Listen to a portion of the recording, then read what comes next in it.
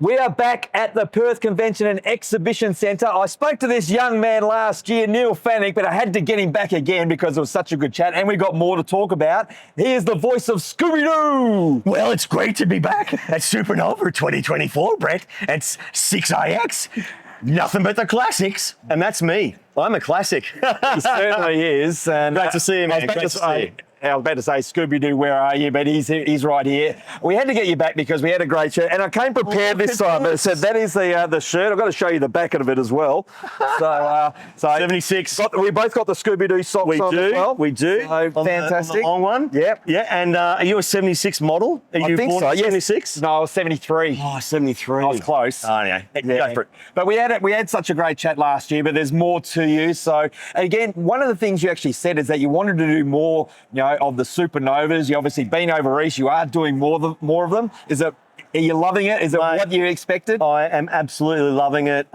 This is a space I want to move more into. Like it's not that I haven't wanted to do Comic-Cons. I've just been really, really busy, man. I mean, I wear a lot of hats. So I'm an actor, stuntman, voice artist, and behind the camera, I'm a safety supervisor on set. So I'm head of department in safety. I really love my film family. As much as I love my Supanova and Comic-Con families now, because, showbiz has been really great to me, and I want to give back now to the fans. I want to make myself more available. I just got married last year. Congratulations. How's that? So that's something that's happened since our last chat. That is fantastic news. Thank you. And I just don't want to be away from my beautiful wife for any longer than I have to. And when I'm on set, I'm away for 3.5, 4 months. I just finished on as safety supervisor, head of department on a TV series called Return to Paradise for BBC Australia Productions. Fantastic. So it's going to be on the ABC later this year. Please check it out. It's a murder mysteries, 8-part series. Anna Sampson leading as lead detective, and Catherine McClements, and a great Aussie cast. But it's a family-friendly murder mystery. So please catch that at the end of the year. I was safety on that. But I was away for 3.5, 4 months.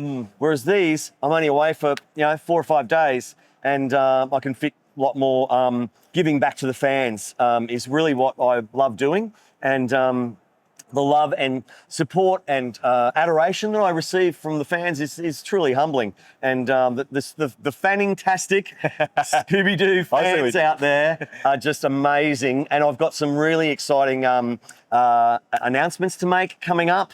Can you give us any hint today, or you have to wait? No, I'm going to give you the exclusive. 6IX, getting the exclusive here. So about 7 weeks ago, Bonetti Productions and Netflix announced a TV series live action of Scooby-Doo.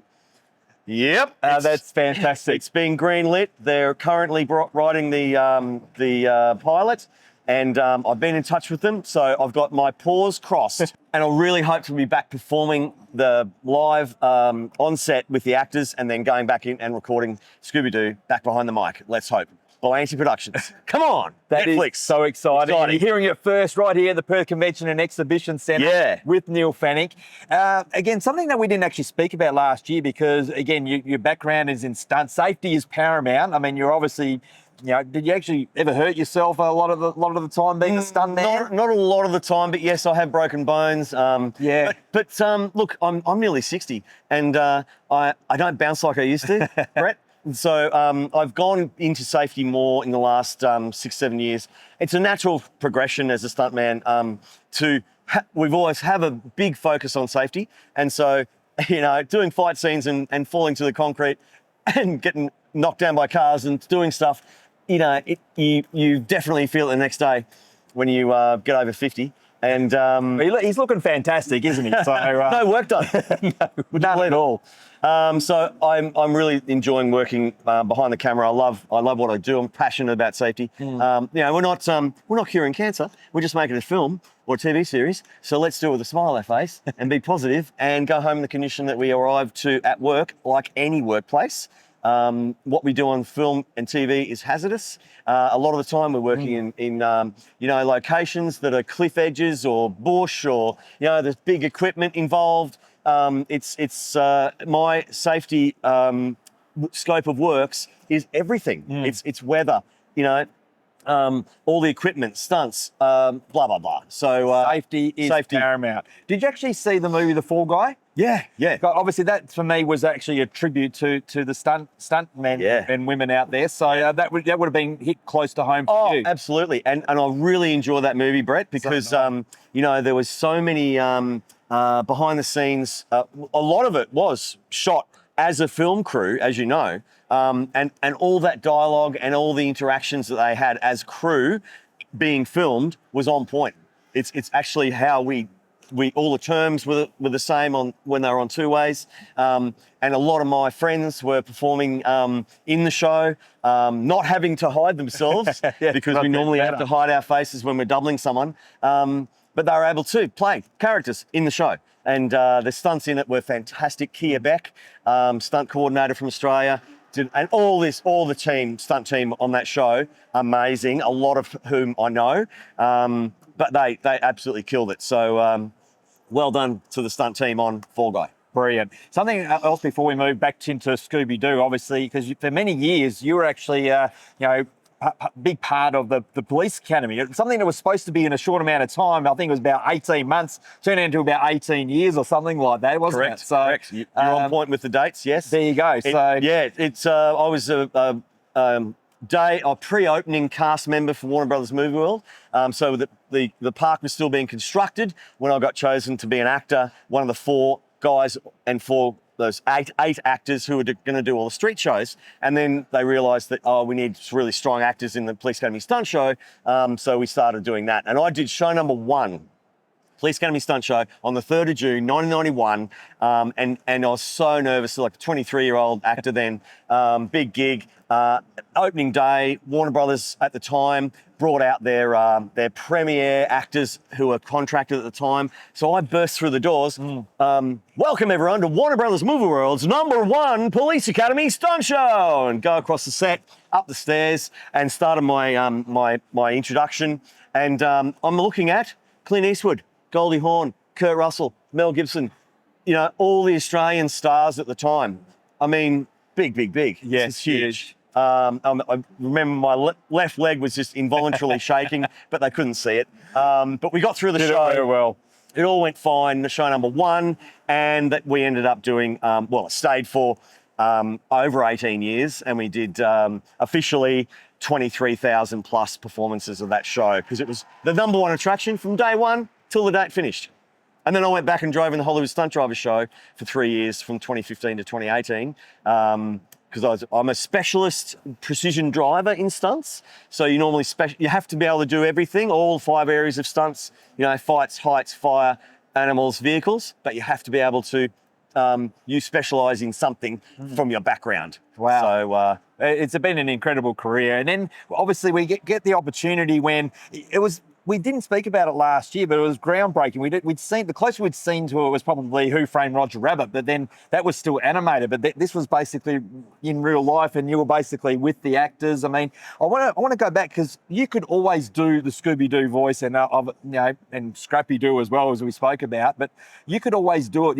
Is there something that you were always practicing for years, and all of a sudden this opportunity came up, and then you had to compete to get it? Well, I did have to compete to get it, but yes, it was one of those voices that, as a kid, I was watching Scooby-Doo like all of us were. It's been around since 1969, 66, sorry. Scooby-Doo, Where Are You came out. And so I used to come home from school and sit down and watch the cartoons like everybody did in the afternoons, until Mum would kick us out to play outside, until the street lights went on. This is back in the 70s. And I loved it, of course. And it was something I'd always done, the voices of all the cartoons, Hanna-Barbera and Warner Brothers cartoons, with my mates.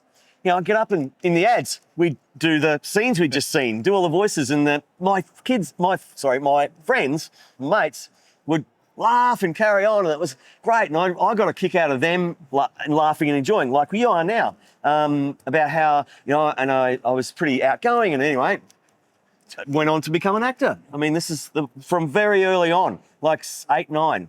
I was doing being very out there, and not being inhibited. I didn't really care what people thought. I've never cared what people think of me. So I just do me, It's probably the best way to be, to be honest. Well, So, you know, it's worked out fine. I've had a 37-year career, so you've done all right. It's been okay. Been okay. But look, I don't compete with anybody. I just do me. But yes, it's a voice I love doing. I had 2 dogs, and they were, when we filmed Scooby-Doo 2, Scooby-Doo 1, sorry, on the Gold Coast 2001, my dogs were called Scooby-Doo and Scrappy-Doo, pound puppies that I'd never had a dog before. Got them 10 years previously. And then I've got this dog thread running through my life as well as safety and a few other things. So I snuck Scooby-Doo and Scrappy-Doo when they were 10 onto the set of Scooby-Doo 1 on the Gold Coast at Warner Brothers studios in my car, snuck them in and got photos of them and us in front of the original, the OG, Mr. Machine and all that. So yeah, some pretty interesting things. But yes, I'd always done that as one of my favourite voices. And then, yes, had to compete pretty hard to get the role in the end. And you get all the toys. I've got a mystery machine model on my desk at the office at the moment. I mean, that's how much Have you brought it in? I'm going to sign it for you. I should have. I'll come back tomorrow. It's still Supanova is still back on the weekend, so we'll come back tomorrow. Again, I still do the voice. Again, not as good as a real thing, but I'm going to give it a go. Let's see. I love you, Raggy. Man, oh man, that's pretty good. He's pretty good. I always try. I've been doing it for years. Thank you so much for your time. I'm going to see you all across the weekend. So come and see Neil Fanning at Supanova, Perth Convention and Exhibition Centre. And you're welcome back in Perth anytime. And we got the exclusive today as well. Cannot wait for that series and what you've got coming up. Yes, please follow me on the socials, Scooby-Doo Neil Fanning on Insta and Facebook, and my website, scoobydoonneilfanning.com, because I have other announcements coming up separate to the TV series about Matthew Lillard and me. But that's all I'm going to say because it's not confirmed. But we are in touch, and I'm hoping going to stay in touch. Anyway, follow my socials. We are going to share that information. Watch this space. Watch this space. Super excited. Great to be here at Supanova again, 2024. I love Perth. It's one of my favourite places on earth. Beautiful spot. Perth on earth. Huh. There you go. Love your work. Thank you so much. Just to remind me of the 6 Forever Classic 6iX. Well, it's been great to talk to Brett on 6iX Forever Classics. Scooby-Dooby-Doo.